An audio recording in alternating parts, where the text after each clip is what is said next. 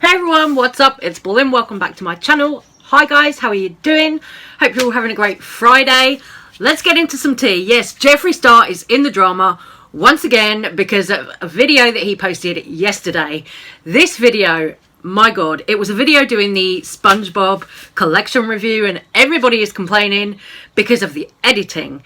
Now, I think I have found some kind of little bit of tea in this editing. I don't know, I could be wrong, but I want to tell you my little theory on this editing of this SpongeBob video yesterday.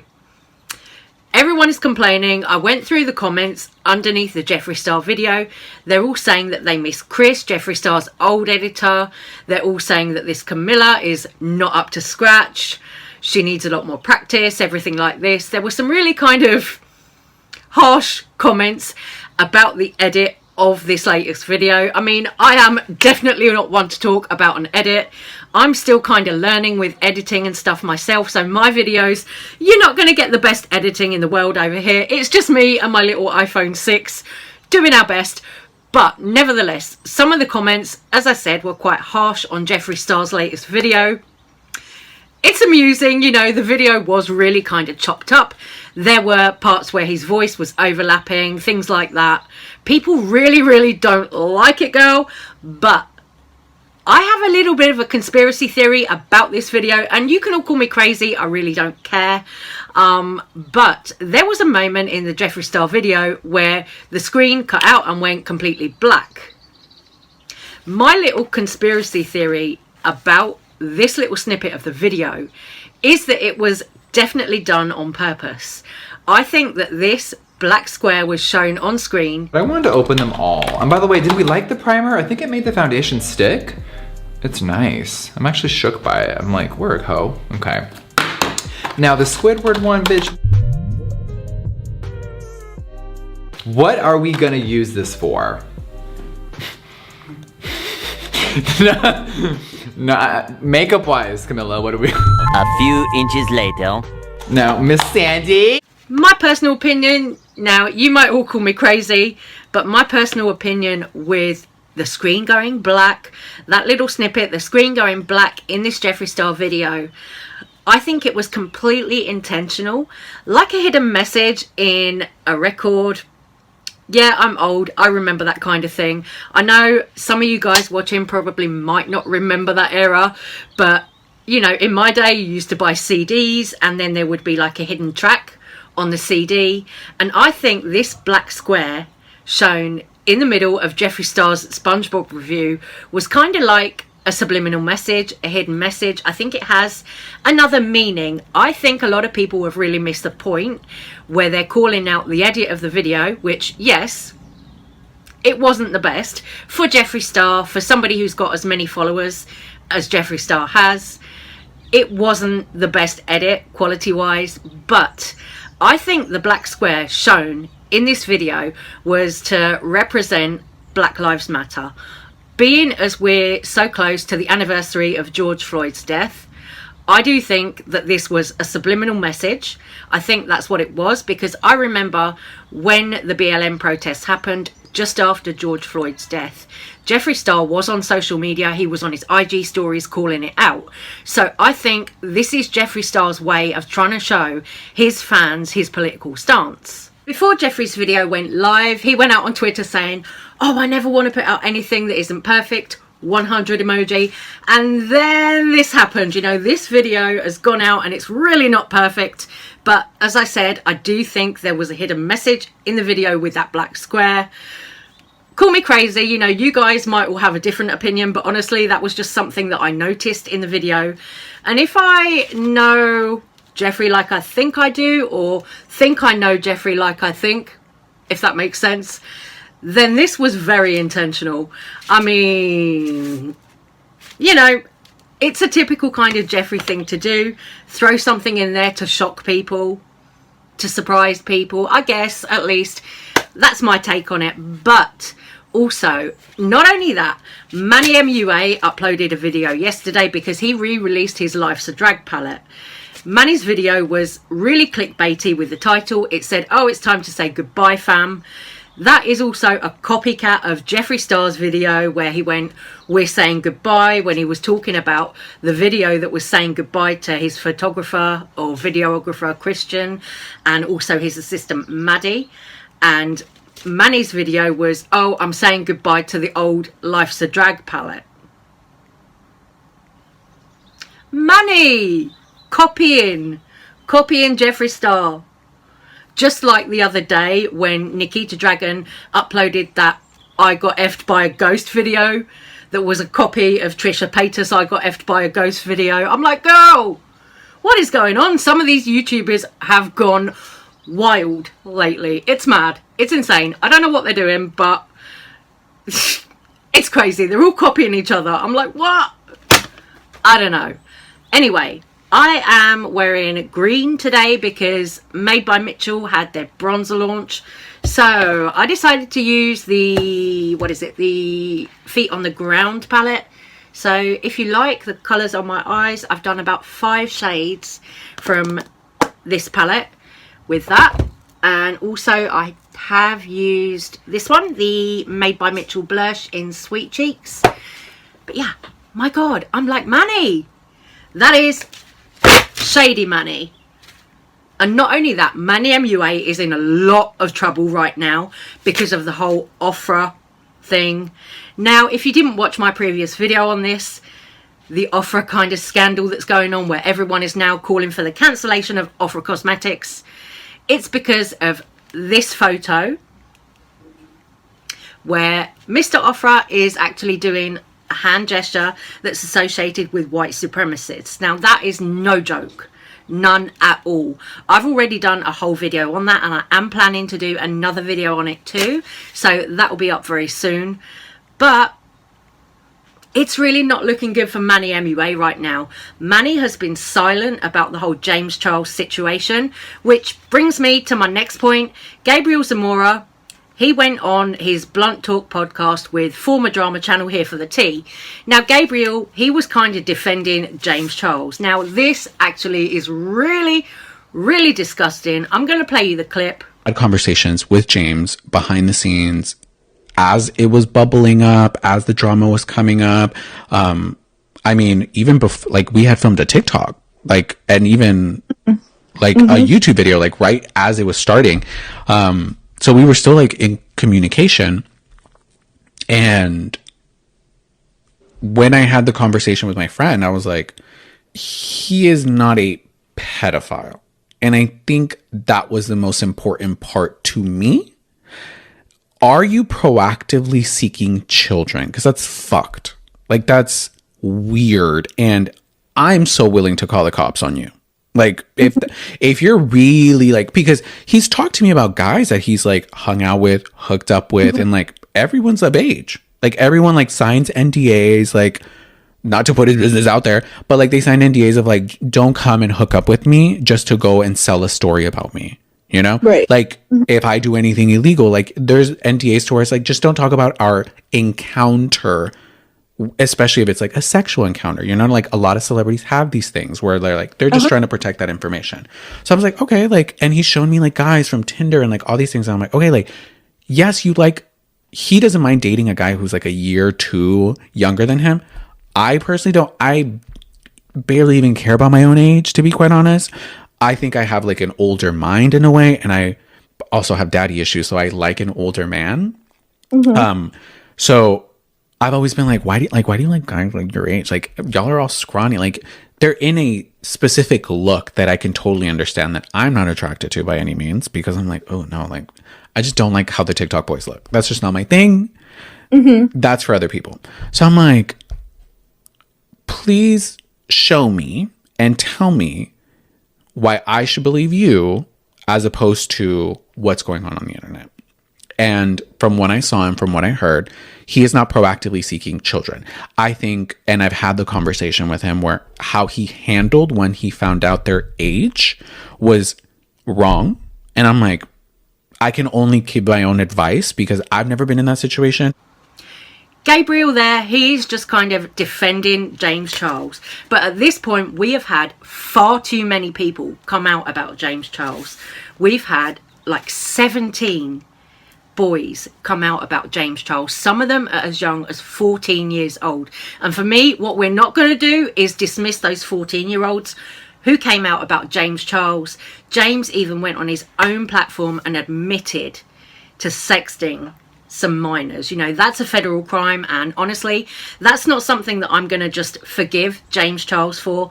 Yes, we can let people learn and grow, but James Charles has been in 2 scandals of this nature already. This is his 3rd time. Like, if you didn't learn from the first time, the second time, then are you going to learn from the 3rd time?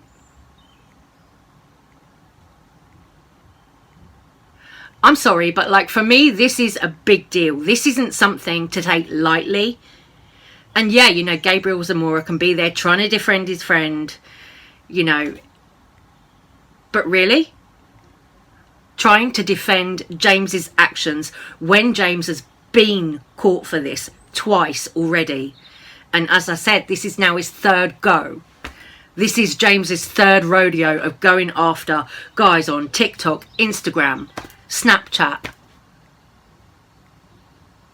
When is the man gonna learn? He's 21 years old, and Gabriel's making it out like, oh, it's okay, they're only a couple of years younger than him. No, Gabriel, some of the people who came forward were 14 years old. Okay, so James might not be going after children, as Gabriel said. He's going after teenagers. The little teenage TikTok looking boys with the curly mop haircut. They're still children at 14. They're teenagers, you know, early teen years, 14. And James is 21 years old. That is really not okay. Not okay at all. Trisha Paytas and Ethan Klein did call this out on Frenemies as well, so I will also pop that clip in here. He's fully like, he's fully embraced, you know. People don't give a fuck. But here's the crazy part. So there's tons of verified accounts wishing him happy birthday, saying we miss you and shit. Oh. Now let's just remind you that James was sexting like 17 fans, like 12 of which were underage, going as young as 14. Okay? Yeah, gross. And the fact that here's the top comments. The underage and the fans, that's so much manipulation and power play. And oh, yeah, the DMs are like super gross, dude. Ugh. Okay, so do you know any of these people? Hung Van Gogh? Who's that? I don't know. No idea. They look fake. Like, that one's like Lindsay Lohan's picture or something. Do you know who any of these people are? No. Okay. Hope you're okay. We miss you. I was like, okay. No idea. I guess you like supporting fucking like predators. Seriously, this is like one thing. Gabriel, do you know any of these people? No, but I love Roxanne. You have the audacity to post. Yeah, that one has a lot of like, shout out to Roxanne, LMAO. Roxanne. Wait, I thought there was more. There weren't really many check marks. And interestingly, also, Jason Nash has the same birthday as James Charles. I don't know if you wanted to wish him a happy birthday or Happy anything. birthday, Jason. I am really sorry for making fun of your looks. I still think you're a piece of shit, but I should not have come for your face. Right. I believe you said he looked like a dead horse. I take that back. That was mean. You said he looked like he was dead in the eyes. That might be a soul searching thing. He did look dead behind the eyes. That was not about his looks. It was about his soul. So you stand by the dead in the soul. I wish we you take luck. back the horse. I take back the horse. The dead horse. You don't look like a dead horse. I was triggered by you, and I shouldn't have watched it. But happy birthday, because honestly, you deserve a happy birthday. Do you mean that? Yeah, I feel bad for him right now. I think things are tough. So happy birthday. Okay, all right. You know? So we get a merciful happy birthday to and an Jason apology. Nash. I shouldn't have said his face looks like dog poop or whatever I said. You said a dead horse. A dead horse. I'm sorry. That was bad. I felt bad. It was a little mean. I was triggered. It's okay. I was going back in time when he told me I should eat all the chicken nuggets. He's like, you ate 10 chicken nuggets? That's all I was thinking of in that moment. I was thinking like, I've seen a lot of the clips of him food shaming you. Yeah, I had an eating disorder after that. I was like, Jason, pounds. why are you dating someone who like loves to eat? It's like part of her thing. Right. And then like shame her. Yeah. I saw him make some really nasty comments to you about like, you would look good if you lost 10 pounds. Yeah. I mean, I'm not a big Jason Nash fan at all. I've never really watched his content. That's just me. I don't really find much appealing about the guy, if I'm honest. There are things that I've liked and enjoyed about Trisha Paytas' content. And there are times when I think Trisha's gone a little bit too far with things, offended too many people that are minority groups, stuff like that. But, each to their own. Everybody's different, you know, and I think that's what makes the internet interesting, the fact that there are so many different people. But if you're doing illegal shit, then nah, you probably shouldn't be on the internet. I don't agree with fat shaming. I don't think it's cool. I don't think it's nice. I don't even think that Trisha is fat. I look at Trisha and I think Trisha, they look like a normal kind of curvy person. I don't see fat. But even if someone is overweight, why do you fat shame? I mean, I'm overweight a bit, you know, and I know. But it's like, what do people think it's going to do if they tell you? Do they think it's suddenly going to make you go, oh, wow, yeah, I better lose weight now because you've had an opinion about my weight? Nah, not going to happen, I tell you. If you make a comment like that to me, nah, I ain't going to do anything about it. No, no way. Also, one more thing that I wanted to quickly touch on in this video before I go is Caitlyn Jenner. Now, we all know that Caitlyn Jenner is trying to run for governor of California. Caitlyn Jenner, I really don't think is the best option to be doing that because of things that Caitlyn's done. Like, there was an incident where Caitlyn was in an accident, a big car accident that actually resulted in the death of a woman. Caitlyn ended up throwing money at the situation and was never charged. Apparently, allegedly, the cops never found enough evidence to charge Caitlyn. But, you know, the point still stands. Caitlyn still was involved in a car accident that resulted in someone's death.